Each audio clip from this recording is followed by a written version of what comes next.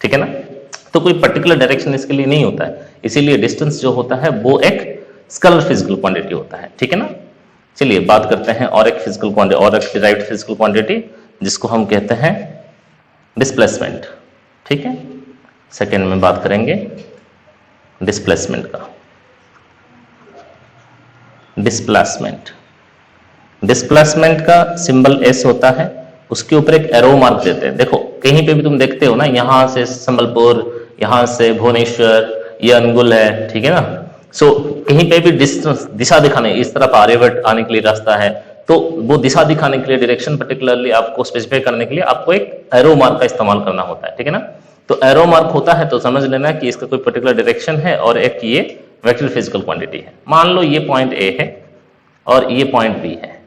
ए point से B point तक हमने बताया कि इनफाइनाइट नंबर ऑफ डिस्टेंसेस हो सकते हैं। ऐसा भी हो सकता है, ऐसा भी हो सकता है, ऐसा भी हो सकता है, लेकिन ए से बी तक जाने के लिए जो सबसे छोटा होता है ना, जो सबसे छोटा होता है वो ये होता है, ये वाला मान लीजिए सबसे छोटा है। तो ये जो सबसे छोटा वाला होता है उसी को हम कहते हैं डिस्प्लेसमेंट। सो डिस्प्लेसमेंट को डिफाइन अगर तुम करोगे, displacement is the shortest, displacement is the shortest distance between two points. सबसे कम से कम वाला जो दूरी होता है उसी को हम कहते हैं डिस्प्लेसमेंट। तो कोई दो पॉइंट ए और बी पॉइंट आपके पास है, ए पॉइंट और बी पॉइंट के बीच में, ए और बी पॉइंट के बीच में डिस्टेंसेस इनफाइनाइट हो सकते हैं, लेकिन डिस्प्लेसमेंट हमेशा एक ही होता है, एकलौता होता है डिस्प्लेसमेंट, जो सबसे छोटा होता है। ठीक है, तो उसका कोई पर्टिकुलर डायरेक्शन है, इस एरो मार्क से हमने दिखाया इसका कोई पर्टिकुलर डायरेक्शन है, तो ये एक वेक्टर फिजिकल क्वांटिटी हो जाएगा। चलिए इसका यूनिट बताते हैं आपको।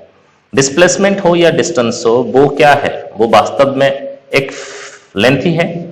तो लेंथ है मतलब ऐसा ही यूनिट हो जाएगा मीटर, और सीजीएस यूनिट हो जाएगा centimetre.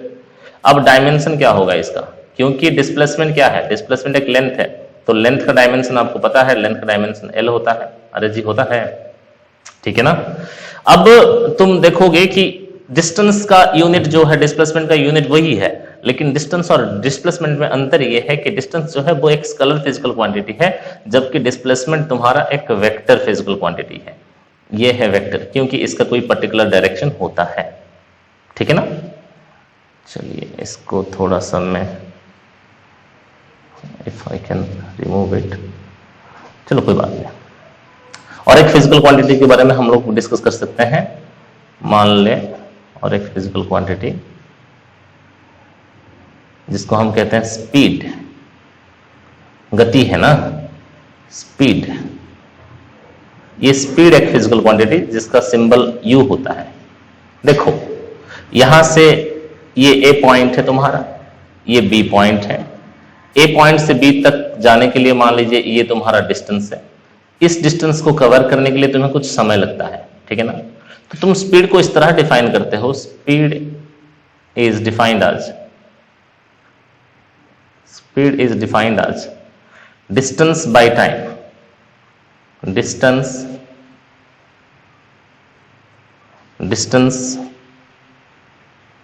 I am sorry,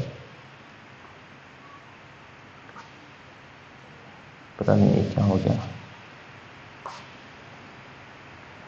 speed जो है वो होता है डिस्टेंस बाय टाइम। डिस्टेंस इतना मोटा क्यों चल रहा है,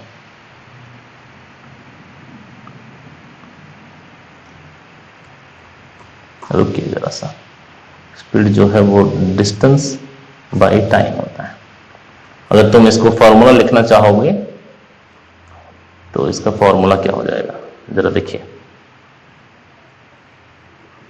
डिस्टेंस बाय टाइम, अरे ये गड़बड़ हो गया, ये distance by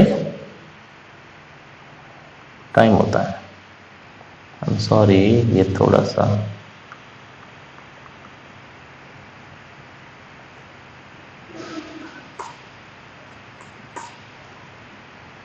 distance by time है, वही गड़बड़ है। तो इसको लिख सकते हो डिस्टेंस बाय टाइम है, या इसको डिस्टेंस बाय टाइम सिंपली ऐसे तुम लिख सकते हो, ठीक है। तो स्पीड को ऐसे अगर तुम इसको फॉर्मूला लिखना चाहोगे तो स्पीड का फॉर्मूला हो जाएगा डिस्टेंस बाय टाइम। ठीक है, और इसका यूनिट निकालो तुम। कोई भी फिजिकल क्वांटिटी है उसका यूनिट और डायमेंशन कैसे पता चलता है? वो फिजिकल क्वांटिटी का यूनिट कैसे पता चलेगा? देखो, यूनिट और डायमेंशन के लिए कभी भी कोई एक फिजिकल क्वांटिटी तुम्हारे पास है तो उसका यूनिट और डायमेंशन निकालने के लिए हमेशा तुम उसका ओरिजिनल फॉर्मूला देखो। ये फिजिकल क्वांटिटी कौन है? स्पीड है। उसके लिए फॉर्मूला क्या है? u is equal to D by T. D क्या है? डिस्टेंस है। डिस्टेंस एक लेंथ है, तो लेंथ का यूनिट होगा मीटर, बाय टाइम का यूनिट होगा सेकेंड। तो डिस्टेंस का यूनिट होगा मीटर पर सेकेंड। और तुम डिस्टेंस का डायमेंशन देख सकते हो। डायमेंशन देखो, डायमेंशन के लिए भी तुम ओरिजिनल फॉर्मूला को देखोगे। ठीक है ना? Speed is equal to distance by time है, और डिस्टेंस क्या है? लेंथ है, तो उसका डायमेंशन हो जाएगा l, बाय टाइम का डायमेंशन t होगा, तो इसका डायमेंशन हो जाएगा l t to the power minus 1। जिससे देखो, ये speed is equal to distance by time है। डिस्टेंस एक स्केलर फिजिकल क्वांटिटी है, टाइम भी स्केलर फिजिकल क्वांटिटी है, तो स्पीड बाय डिफॉल्ट एक स्केलर फिजिकल क्वांटिटी ही होता है। Speed is a scalar physical quantity. ठीक है ना? चलिए, यहाँ पे थोड़ा सा गड़बड़ चल रहा है ये pen tab, I don't know why. चलिए, और एक फिजिकल क्वांटिटी के बारे में हम लोग बात कर सकते हैं जिसको हम कहते हैं वेलोसिटी। चौथा, फोर्थ में चलिए बात करते हैं वेलोसिटी का।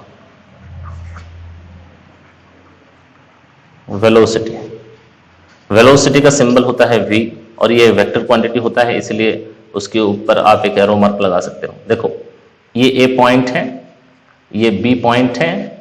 a पॉइंट से b पॉइंट तक सबसे कम जो दूरी होता है उसी को तुम कहते हो डिस्प्लेसमेंट। ये डिस्प्लेसमेंट कवर करने के लिए भी तुम्हें कुछ समय चाहिए। So velocity is defined as displacement covered by time. ये डिस्प्लेसमेंट एक वेक्टर है और वेलोसिटी भी एक वेक्टर है। ठीक है ना?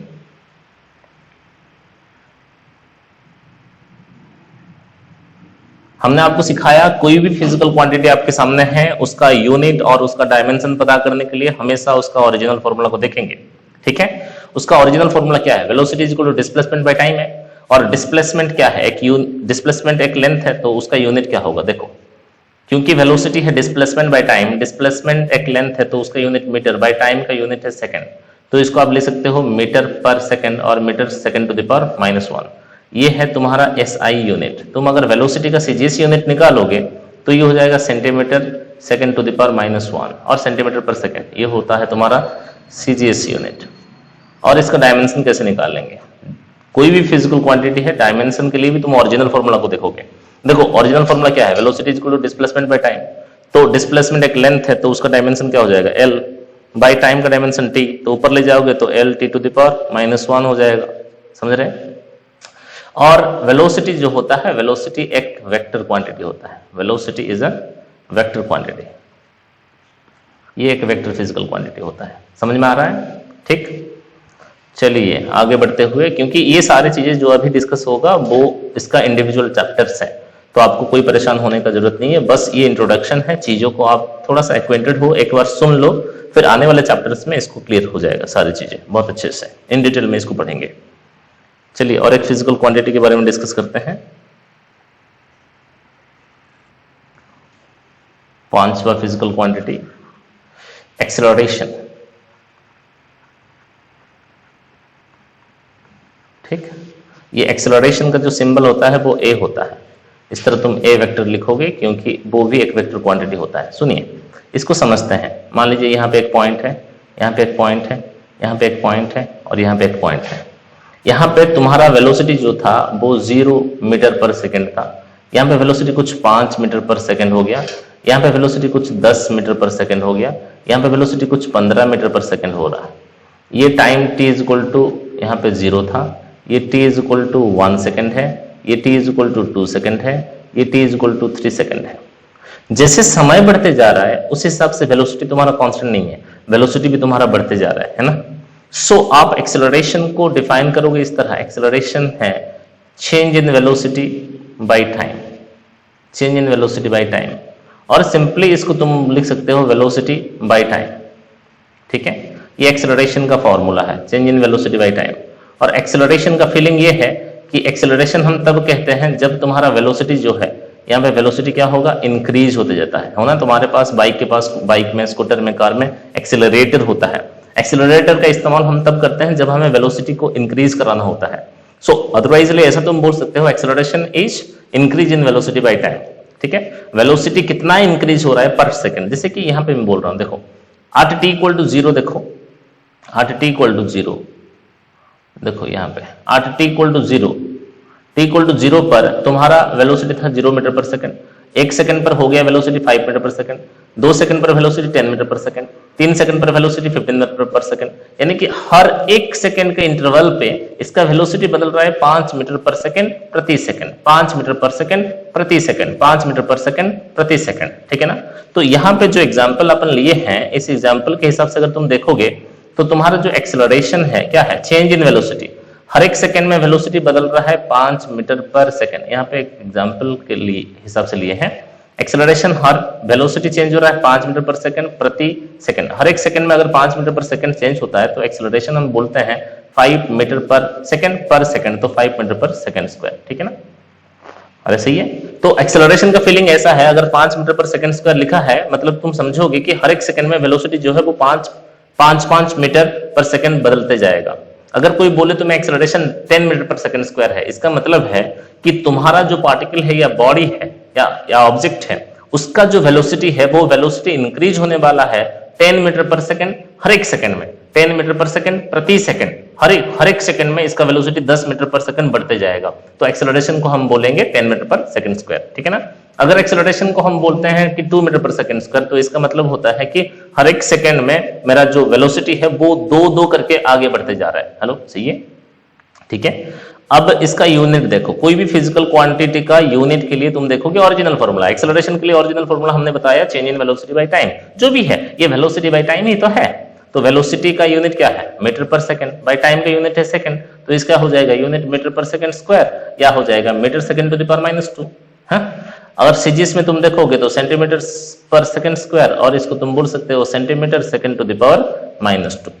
ठीक, अब इसका डायमेंशन क्या होगा, डायमेंशन के लिए भी तुम देखोगे ओरिजिनल फॉर्मूला, ओरिजिनल फॉर्मूला क्या है, वेलोसिटी बाय टाइम, वेलोसिटी का डायमेंशन पहले निकाले हैं lt to the power -1, by time का डायमेंशन t, तो इसको ऊपर ले जाओ lt टू द पावर -2। अब देखो, क्योंकि वेलोसिटी का डायरेक्शन होता है, ये वेलोसिटी क्या है, एक वेक्टर फिजिकल क्वांटिटी ना, ये वेक्टर है, तो एक्सेलरेशन भी एक वेक्टर फिजिकल क्वांटिटी है, acceleration is also a vector physical quantity. ठीक है, चलिए 5 डिराइव्ड फिजिकल क्वांटिटी हमने सीखा, अभी और एक फिजिकल क्वांटिटी के बारे में बात करते हैं। Let us discuss another physical quantity. चलिए छठा फिजिकल क्वांटिटी मान लो बात करते हैं मोमेंटम। मोमेंटम भी आप लोग क्लास 9th में सीखे हो, लॉज ऑफ मोशन एक चैप्टर है। मोमेंटम सिंबल इसका होता है p, ये भी वेक्टर होता है, इसीलिए इसको हम p वेक्टर ऐसे लिखे, उसके ऊपर एरो मार्क के साथ। ठीक है, मान लीजिए ना आपके पास एक बॉडी है, इस तरह का एक बॉडी है और ऑब्जेक्ट है, इसका कुछ मास है, बॉडी है तो मास होगा, और इसका कुछ वेलोसिटी है। तो कभी भी कोई एक बॉडी होता है, उसका मास होता है और उसका वेलोसिटी होता है, तो उसका मोमेंटम होता है। तो मोमेंटम के लिए फॉर्मूला होता है momentum is equal to mass times velocity, momentum is equal to mass times velocity. क्योंकि वेलोसिटी एक वेक्टर फिजिकल क्वांटिटी है, तो मोमेंटम भी एक वेक्टर फिजिकल क्वांटिटी होता है। इसका डायरेक्शन किधर होता है, जिस तरफ वेलोसिटी का डायरेक्शन है, मोमेंटम का डायरेक्शन उसी तरफ होता है। ठीक है ना, अब इसका यूनिट देखो, सिंपल बात है, यूनिट डायमेंशन ही देखना है हमें बस।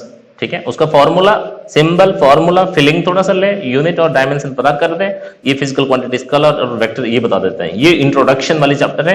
ये सारी चीजों को, जैसे होता है ना, हम किसी पार्टी में चलते हैं और पार्टी में बहुत सारे लोग आए होते हैं, तो हम आपको इंट्रोड्यूस कराते हैं, ये फलाना है, ये फलाना है, ये यहाँ से है, ये वहां से है।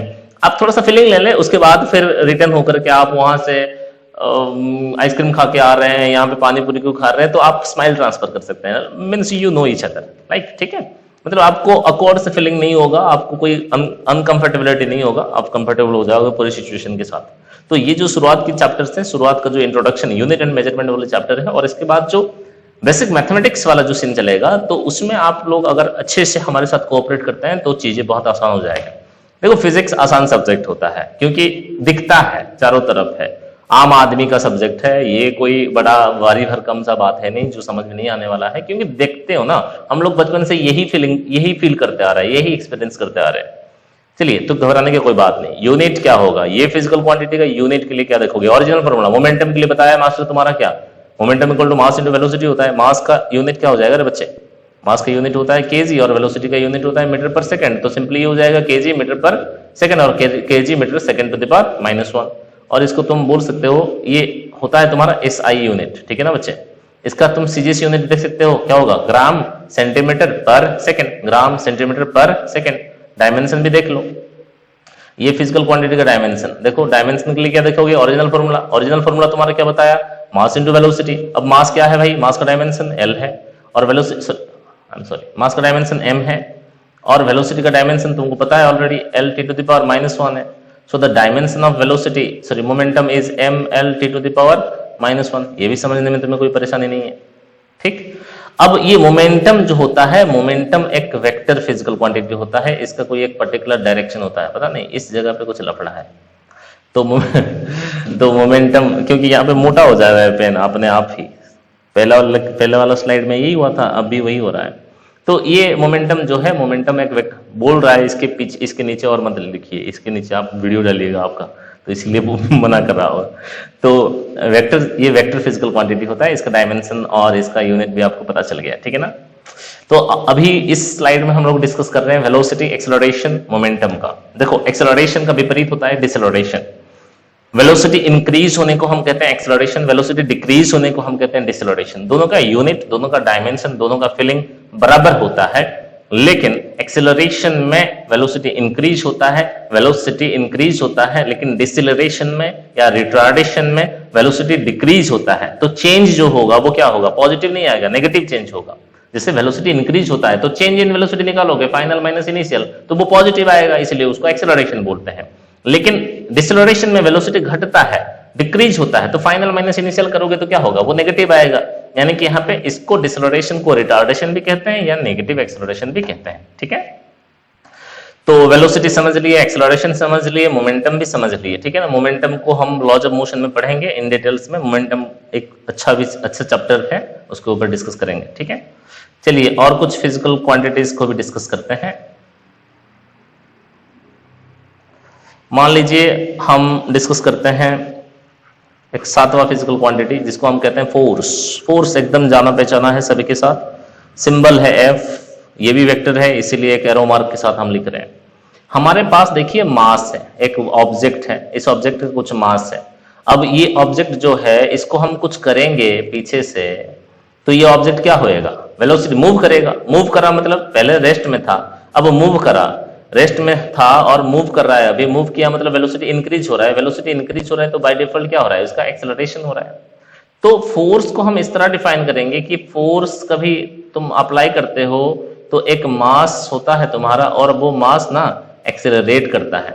तो F is equal to ma, इस फॉर्मूला के साथ आप बिल्कुल जुड़े हुए हो बहुत स्टार्टिंग से, ये कोई नया फॉर्मूला नहीं है आपके लिए, इसीलिए हम लोग स्टार्टिंग से इस चीज को बता रहे हैं, ठीक है ना।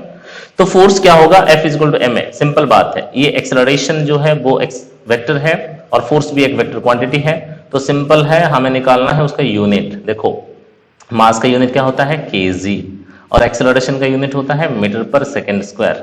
तो जब हम वो 1 kg का बॉडी का एक्सेलरेशन को 1 मीटर पर सेकेंड स्क्वायर कर देते हैं, जब कभी 1 kg वाला बॉडी का एक्सेलरेशन 1 मीटर पर सेकेंड स्क्वायर हो जाता है, तब जितना फोर्स लगाने से ये कांड हो गया ना, उसी फोर्स को हम कहते हैं 1 न्यूटन फोर्स, और ये होता है तुम्हारा SI वाला यूनिट। ठीक उसी तरह अगर तुम्हारे पास 1 ग्राम वाला कोई एक ऑब्जेक्ट होगा और उसको तुम कुछ इतना फोर्स दिए कि उसका एक्सेलरेशन 1 सेंटीमीटर पर सेकेंड स्क्वायर हो गया, तो उतने फोर्स को हम कहते हैं 1 डाइन। और आपको पता है बहुत बचपने से स्कूल से आपको पता है कि 1 न्यूटन इज इक्वल टू 10 की पावर 5 डाइन होता है, ठीक है। अब इसका डायमेंशन क्या होगा, कोई भी फिजिकल क्वांटिटी डायमेंशन के लिए देखोगे ओरिजिनल फॉर्मूला। अभी ओरिजिनल फॉर्मूला क्या है तुम्हारा, बताइए। F is equal to ma है, m क्या है, मास है, तो मास का डायमेंशन तुम सिंपल लिख सकते हो ना, यहाँ पे मास का डायमेंशन m होता है, और एक्सेलरेशन का डायमेंशन तो अभी निकाले हो, L t to the power -2 होता है, तो सिंपल ये हो जाएगा m L t to the power -2, ठीक है। और ये जो फोर्स है, ये फोर्स भी एक वेक्टर क्वांटिटी होता है, उसका कोई पर्टिकुलर डायरेक्शन होता है, ठीक है ना। कोई समस्या नहीं है इसको समझने में। चलिए धीरे धीरे आगे थोड़ा बढ़ते हैं और कुछ फिजिकल क्वांटिटीज को आपके सामने रखते हैं। मान लीजिए हम बात करते हैं अभी किसका, 7वां हो गया, 8वां। चलिए बात करते हैं वर्क डन का। वर्क सिंबल होता है W। आपके पास एक ऑब्जेक्ट है, इस ऑब्जेक्ट को आपने फोर्स लगाया तो ये ऑब्जेक्ट क्या होगा, रुके रहेगा या डिस्प्लेस कर जाएगा, आगे चला जाएगा ना, डिस्प्लेस हो जाएगा आगे। आपका फोर्स लगाने से ये बॉडी, आपका फोर्स लगाने से ये बॉडी कुछ डिस्टेंस डिस्प्लेस कर गया, ठीक है ना। तो आपने इस दौरान कुछ काम किया, तो वर्क डन क्या होता है, work is defined as force into displacement. Simple formula आप लिख सकते हो, W is equal to F S. और ये फिजिकल क्वांटिटी का यूनिट क्या होता है, यूनिट के लिए भी तुम देखोगे ओरिजिनल फॉर्मूला, सिंपल बात है, W is equal to F S. Force का यूनिट है न्यूटन और डिस्प्लेसमेंट का यूनिट है मीटर, डिस्प्लेसमेंट का यूनिट है मीटर, और इसी को हम कहते हैं 1 जूल, ठीक है। ये ऐसा यूनिट है। तुम सीजीएस में देखोगे तो फोर्स की जगह क्या लिखोगे, डाइन लिखोगे, और मीटर की जगह सेंटीमीटर लिखोगे, और ये होता है अर्ग। और आपको स्कूल से पता है 1 जूल इज इक्वल टू 10 की पावर 7 अर्ग। ये समझने में कोई परेशानी नहीं। अब ये वर्क डन जो है उसका डायमेंशन क्या होगा, देखो कोई भी फिजिकल क्वांटिटी है उसका डायमेंशन निकालने के लिए हमेशा ओरिजिनल फॉर्मूला को ध्यान दो। ओरिजिनल फॉर्मूला क्या है इसके लिए, ओरिजिनल फॉर्मूला है work done equal to force into displacement, ठीक है ना। तो फोर्स का डायमेंशन क्या है, अभी निकाले हो, mL(T⁻⁻², और उसका और डिस्प्लेसमेंट का डायमेंशन है L, तो डायमेंशन हो जाएगा इसका mL²T⁻², ठीक है। और ये जो फिजिकल क्वांटिटी है ये वेक्टर नहीं होता, ये एक स्केलर फिजिकल क्वांटिटी होता है, ठीक है। तो अभी इस स्लाइड में हम लोग डिस्कस किए फोर्स और वर्क डन के बारे में। चलिए हम लोग थोड़ा सा और इसको रिपीट कर देते हैं, ठीक है। फोर्स क्या है, फोर्स वो फिजिकल क्वांटिटी है जिसको अप्लाई करने से कोई एक बॉडी ऑब्जेक्ट या पार्टिकल या इंसान या जानवर, उसका वेलोसिटी इंक्रीज होता है। उसका वेलोसिटी इंक्रीज होता है मतलब एक्सेलरेट करता है ये। तो सिंपल लैंग्वेज में तुम इसको समझो कि force is equal to mass into acceleration है, ठीक है। यूनिट भी मिल जाएगा, मास का यूनिट है kg और एक्सेलरेशन का मीटर पर सेकंड स्क्वायर। इसी हिसाब से ये 1 न्यूटन है। 1 Newton force is that much amount of force, by applying which a body of mass 1 kg is accelerated with 1 metre पर सेकंड स्क्वायर। 1 न्यूटन उतना फोर्स होता है जितने फोर्स को अप्लाई करने से 1 kg का बॉडी का एक्सेलरेशन 1 मीटर पर सेकंड स्क्वायर हो जाए, उसी को हम बोलते हैं 1 न्यूटन। ठीक उसी तरह 1 डाइन क्या होगा, 1 डाइन उतना अमाउंट का फोर्स, देखो 1 डाइन उतना अमाउंट का फोर्स जितना अमाउंट का फोर्स लगाने से एक 1 ग्राम मास वाला बॉडी का एक्सेलरेशन 1 सेंटीमीटर पर सेकंड स्क्वायर हो जाए, इसी को हम कहते हैं एक dyne. So 1 newton equal to 10⁵ dyne होता है। डायमेंशन भी निकाल सकते हो, force is equal to mass into acceleration. Mass का डायमेंशन m, एक्सेलरेशन का dimension L(T⁻²), that will equal to mL(T⁻²), और फोर्स जो होता है वो एक वेक्टर फिजिकल क्वांटिटी होता है। हम थोड़ा सा जल्दी इसको बता रहे हैं क्योंकि ज्यादा समय इसमें नहीं लगा सकते, क्योंकि आने वाले दिनों में और कुछ बड़ी चीजें पढ़ने हैं। तो अभी इंट्रोडक्शन है, इसलिए थोड़ा सा जल्दी में बता रहा हूं चीजों को। ये ऑलरेडी आप 9th 10th में ये चीजें पढ़े हो, अब थोड़ा सा हमारा जिम्मेदारी होता है इसको थोड़ा सा रिफ्रेश कर रहा हूं मैं, ठीक है ना, इसीलिए ज्यादा इसमें एनर्जी नहीं लगा रहा हूं मैं। तो वर्क डन क्या होगा, वर्क डन क्या होता है, तुम्हारे पास एक बॉडी है, इस बॉडी को तुम फोर्स लगाते हो तो बॉडी का एक्सेलरेशन होता है, सॉरी बॉडी का डिस्प्लेसमेंट होता है। तो बॉडी को डिस्प्लेसमेंट करते हो तो तुम बोलते हो ना हमने कुछ काम किया आज, ठीक है ना। तो वर्क डन होता है force into displacement, W is equal to Fs। Original formula से देख लो, उसका यूनिट हो जाएगा न्यूटन इनटू मीटर, या इसको जूल कहते हैं। तो जूल क्या है, 1 न्यूटन फोर्स अप्लाई करके जब तुम किसी बॉडी को डिस्प्लेस करते हो 1 मीटर, 1 न्यूटन फोर्स लगाते हो 1 मीटर डिस्प्लेस करते हो, तब तुम काम करते हो 1 जूल। एक डाइन फोर्स लगाते हो 1 सेंटीमीटर तुम डिस्प्लेस कराते हो, तुम उसको बोलते हो 1 अर्ग। सो 1 जूल इक्वल टू 10⁷ अर्ग, ठीक। उसका डायमेंशन क्या हो जाएगा, देखो work done equal to force into displacement. Force का डायमेंशन क्या है, फोर्स का डायमेंशन होता है, बताओ, फोर्स का डायमेंशन होता है mL(T⁻²) और डिस्प्लेसमेंट का होता है L। तो सिंपल हो जाएगा mL²T⁻², और ये एक स्केलर फिजिकल क्वांटिटी होता है। वर्क डन जो होता है ना, वर्क डन पॉजिटिव भी हो सकता है, नेगेटिव भी हो सकता है और जीरो भी हो सकता है। वर्क एनर्जी चैप्टर अलग से तुम्हारा आएगा, वर्क एनर्जी चैप्टर में इसको इन डिटेल्स पढ़ेंगे, ठीक है ना। तो अभी के लिए इतना, और इसके आगे और भी फिजिकल क्वांटिटीज हैं जो हम डिस्कस करेंगे आने वाले लेक्चर्स में। लेक्चर 2, 3, 4 में डिस्कस होते रहेगा, ठीक है ना। चलिए आज के लिए इतना, थैंक यू।